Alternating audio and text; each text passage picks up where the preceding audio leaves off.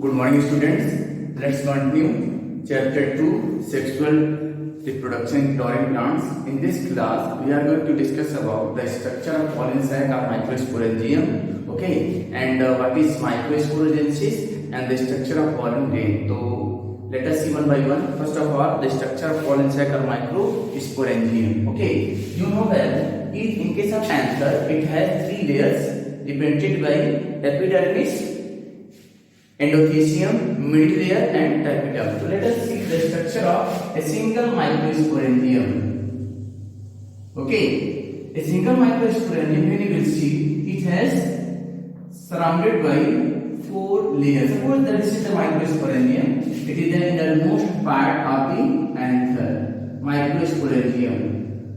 So each microsporangium surrounded by four layers. The outermost layer of the microsporangium or pollen sac is called the epidermis. Okay, the outermost layer of the pollen sac or microsporangium is called epidermis, and after epidermis it has the endothecium. Okay, it has the endothecium, and after endothecium it has 1 to 3 layers, that is called the middle layers. Okay, so how many layers found in the pollen sac or microsporangium? There are 4 layers. Okay, single layer epidermis, okay, single layer endothecium, and 1 to 3 layers, that is middle layers. This is the middle layers. Okay, it is about 1 to 3 layers made up of parenchymatous cells. This is the structure of a single pollen sac or microsporangium.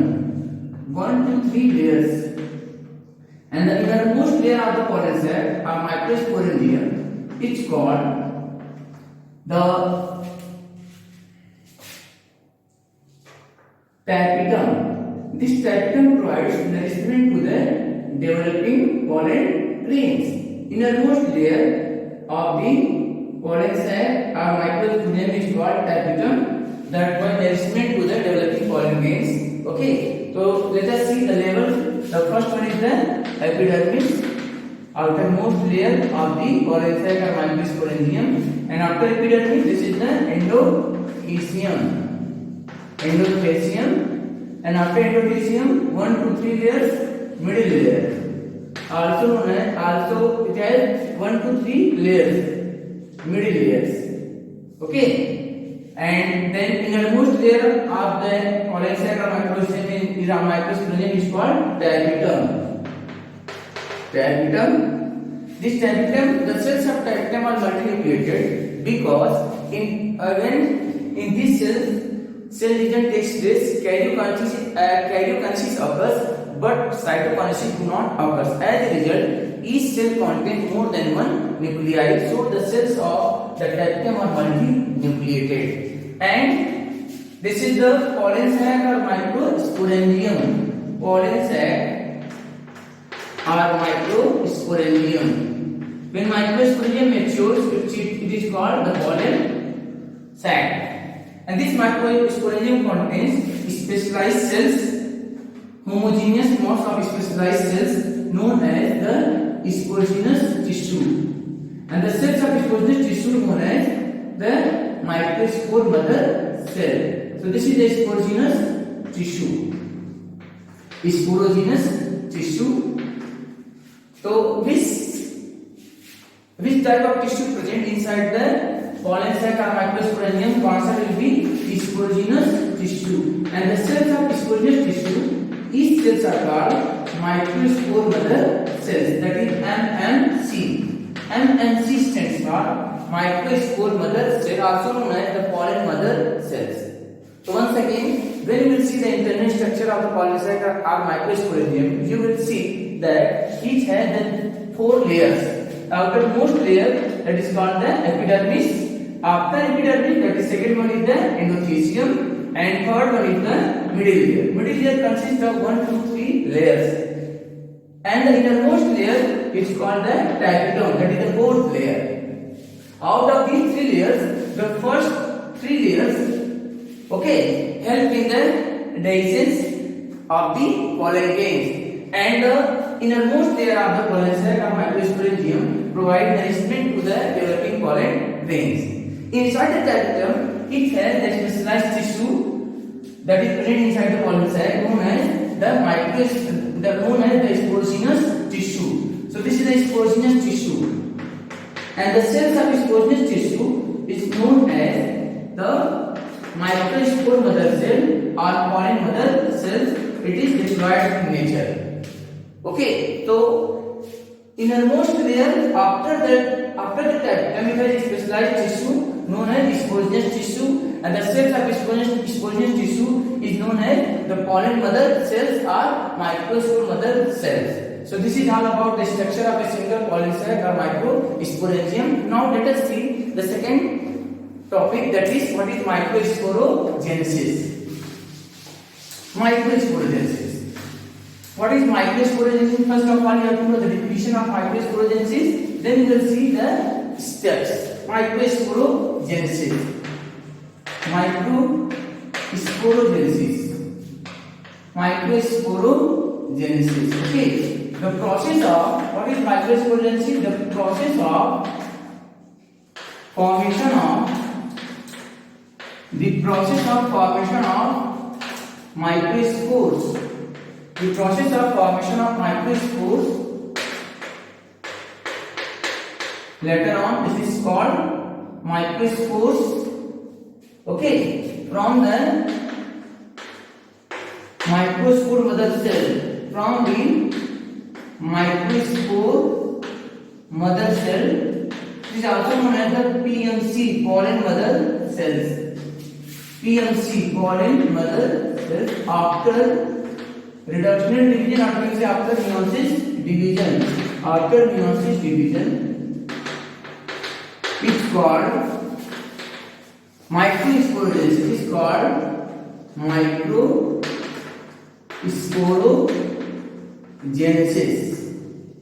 So once again, what is microsporogenesis? The process of formation, or you can say development of microspores from microspore mother cell after meiosis division, or you can say reductional division, is called microsporogenesis. And what is the actual site of microsporogenesis? The actual site of microsporogenesis is the pollen sac or microsporangium. Why? Because these cells, that is pollen mother cell, present inside the pollen sac or microsporangium. So we can say that the actual site of microsporogenesis is the pollen sac or microsporangium. Suppose that, see, these are the cells of, this is the sporogenous tissue. Okay, and this tissue present where? Inside the pollen sac or microsporangium, that we have seen in the previous topic. This is the sporogenous tissue present inside the pollen sac or microsporangium. Okay, sporogenous tissue. Okay, and the single cell of sporogenous tissue, that is known as the pollen mother cell or microspore mother cell. The single cell is called MMC, that is microspore mother cell. Microspore mother cell, or you can say the pollen mother cell, PMC. And these cells are diploid because it is the diploid structure, diploid. And these, during microsporogenesis, each microspore mother cell undergoes meiosis division. That is reductional division, and gives rise to four haploid microspores, that is also known as the microspore tetrads. Gives rise to four haploid microspores. You know that after meiosis division, four daughter cells are produced. So these are the four haploid microspores. And when the microspores develops the layers, protective layers, now these are called the pollen grain. In case of flowering plants, pollen grain also known as the male gametophyte. Okay, so once again, what is microsporogenesis? The process of development of microspores from the microspore mother cell after meiosis division is called microsporogenesis. It occurs inside the pollen sac or microsporangium of the anther. Okay, and the specialized tissue that is present inside the pollen sac, that is known as sporonous tissue, and the cells of the sporonous tissue known as microspore mother cell. Each microspore mother cell undergoes meiosis division and gives rise to 4 haploid microspores. Okay, gives rise to 4 haploid microspores, and these haploid microspores after the formation develops the 2 protective layers represented by exine and intine. Okay, now these structures are called pollen grains. Pollen grains also known as the male gametophyte in case of flowering plants. Okay, now let us see the structure of a single pollen grain. Structure of a single pollen grain are the male gametophyte. Okay, structure of a single pollen grain are the male gametophyte. Structure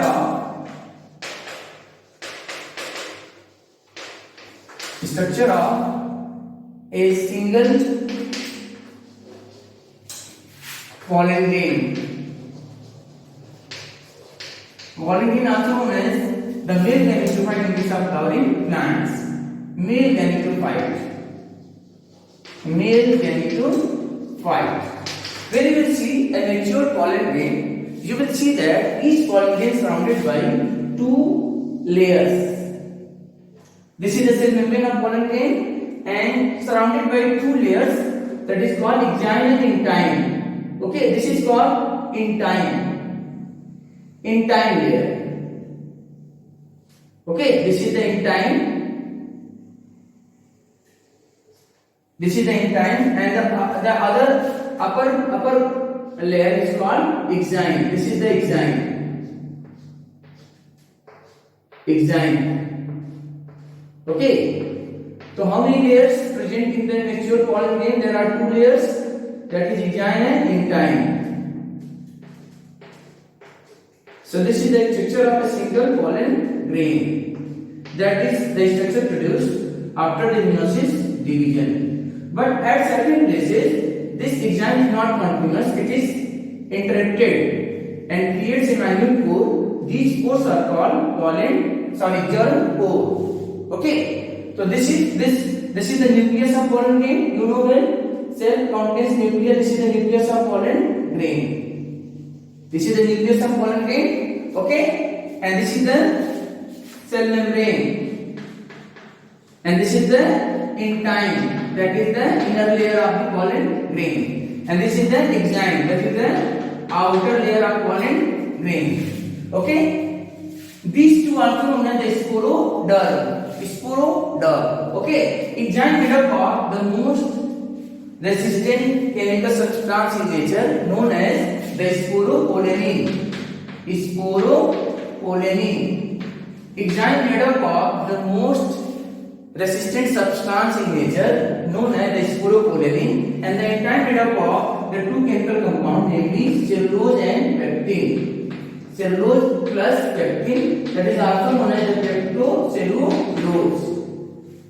So which chemical compound present in the exine? Answer will be sporopollenin. And which chemical compound present in the intine? Answer will be cellulose and pectin. Sporopollenin is resistant against the various enzymes. It is also resistant against acids and alkalines. No any enzyme works on the exine, so that's why the pollen grains also used as fossils to study the fossils. Okay, this exine layer is not continuous; it is interrupted by small minute pore known as the germ pore, through which pollen tube germinates. And this is the nucleus of the pollen grain. Nucleus of the pollen grain, and study of the pollen grain in biology is called palynology. What is palynology? The study of pollen grain is called palynology. Okay, and this is the cytoplasm of the pollen grain. Okay, so this is all about the structure of a single pollen grain. Okay, in the next class we will discuss about the development of the male gametophyte, that is development of pollen grain and formation of male gametes. Okay, thank you.